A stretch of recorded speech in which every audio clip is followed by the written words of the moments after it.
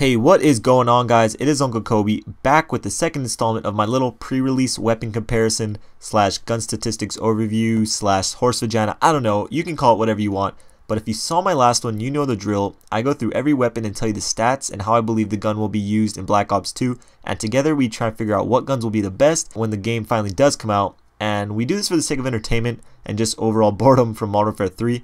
So before I rant on anymore, let's get right into it. So in today's video, we're going to be looking at the submachine guns, and this is where I think Treyarch messed up on the first Black Ops, because there was no real SMG that can compete with the assault rifles besides maybe the AK-74U, and that really hurts the competitiveness of the game because it really eliminates any use of the roll system during competitive play.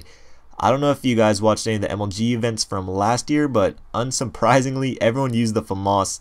And to me, that is really boring to watch. So Treyarch really needs to up their SMGs for this new game. So starting off, we got the versatile MP7, or as we call it in MW3, the Moab machine. So far from the stats, I don't really see anything that leads me to believe that this gun will be overpowered in Black Ops 2. It has the full 16-point mobility, as do all the SMGs, a 12-point damage, and a 10-point range and accuracy. So stats wise, this is a very average gun. However, just like in MW3, what really makes this gun is the recoil, or actually lack thereof. So in MW3, the MP7 had pretty bad hip fire spread up close, but could snipe people down long range. For this game, I really hope they do the opposite, and this is for all the SMGs. I'd rather they be real effective up close, but not be able to annihilate someone across the map. But stats aside, I still do believe this gun will be very good, so I give it a B. Next, we got the Scorpion Evo 3, and this gun takes a big hit in the stats department in every way possible, actually tallying the worst stats in all categories. It is 33% weaker than the MP7 with a damage of 8, 40% weaker long distance with a range of 6, and 30% less accurate with a score of 7. But this gun does boast the highest rate of fire out of all the SMGs in the game, so with that being said, it still may be a very liable gun to use, but as of right now, I give it a C+. Moving on, we have my favorite gun so far, that is the POW-57, or what I've nicknamed the Pow Pow. And when I first looked at it, I saw an assault rifle. Like, you guys can see it right now. To me, this thing is a badass looking assault rifle. And what really made it for me was the description, which reads fully automatic personal defense weapon with increased range and the largest ammo capacity in its class. So let's take a look at its stats. Mobility, it is the same at 16. Its damage is kicked up to 13, which is average damage of the assault rifles. It has a range and accuracy of 13 as well, which again is the average of an assault rifle. So to me, this thing is an extremely mobile assault rifle with a big ass clip. The only thing that could bring it down would be an awkward recoil, meaning it didn't just go straight up, it kind of goes back and forth, or if it shot extremely slow. But with the large ammo capacity, I highly doubt it. I could rant on about how awesome this gun sounds all day. I obviously give it an A, but we gotta move on to our next weapon, the Chicom QCB. And first thing, I don't know if you guys can see the name on the screen, but it actually says Chicom CQB. So I'm not sure if they just messed up a little because this video is from a developer's build of the game, so nothing's official yet, or if they decide to randomly change the name. Either way, I don't really care. No one calls weapons by its full name anyways. But what's really cool about this weapon is that it is a burst fire submachine gun, and I don't think we have ever seen one of these in the Call of Duty franchise until now. I can't really say how effective this gun will be. It has pretty mediocre stats with a damage and range of 9 and an accuracy of 11.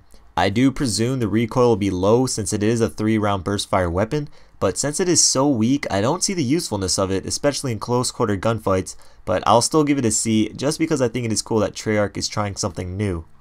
Next, we have the MSMC, which is another really stat-heavy submachine gun. This one's fully automatic with increased range and reduced recoil. I already do hate the name of this gun though. I don't like how it is 4 separate letters and syllables like MSMC. I don't have that kind of time when trying to explain my class loadouts, but the stats on it do look very nice. It has the highest damage out of all the SMGs at 14, which is actually higher than all but one assault rifle. It has a 12-point range and a 13-point accuracy, so this weapon definitely contends with the Pow Pow. I'm guessing it will have the fire rate of, let's say, the MW3 UMP, which is a tad on the slow side. However, with a good hip fire spread, this thing would be very deadly. I give this gun an A as well, and let's move on to our last weapon, which is the Vector. Yes, the Vector is making another appearance in the franchise, this time with recoil mitigation technology. Ooh, what's that? Well, for those of you who don't know what it is, in Call of Duty terms, they are basically attachments. They could be buffers, recoil pads, muzzle brakes, vented barrels, energy absorbing buttstocks, any apparatus that helps manage recoil. However, in this instance, I think Treyarch is just using fancy words to say reduced recoil. Although, if I do select it and go into the attachments, you can see force grip, adjustable stock, and long barrel, which I'm guessing all help reduce recoil. But with a damage of 10, range of 9, and an accuracy of 12, I'm gonna have to give this gun a B-.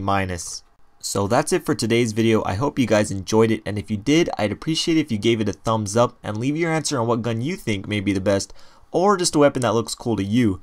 I'm still sticking with the Pow Pow personally, but that is just me. Also remember, I'll be doing one of these pre-release statistic breakdown videos for every class, so make sure to hit subscribe. Also keep in mind, these all come off of the developer's build of Black Ops 2, so things are subject to change. But what won't change is my love for all y'all. This was Uncle Kobe. Until next time, peace.